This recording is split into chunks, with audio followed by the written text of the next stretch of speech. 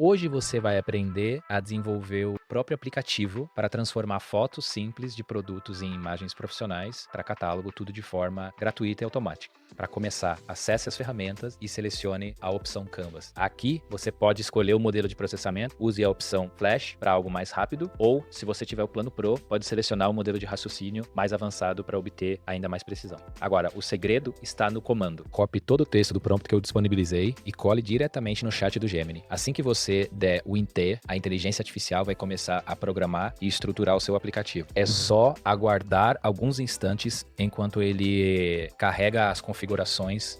Com o aplicativo criado, clique para abrir o programa e vamos ao teste prático. Eu vou carregar a foto deste isqueiro. Como você pode ver, é uma imagem bem simples, sem nenhuma produção. Assim que eu subo o arquivo no sistema, ele processa e já entrega o resultado.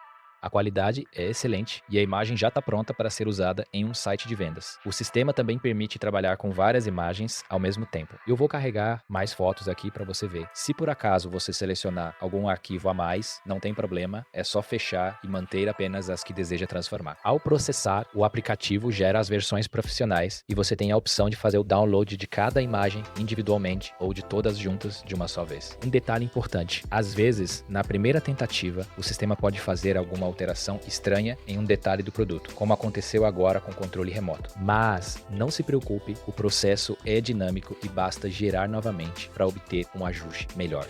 Outra vantagem incrível é que você pode copiar o link desse sistema e enviar para um colaborador ou salvar nos seus favoritos para usar sempre que precisar processar fotos em massa.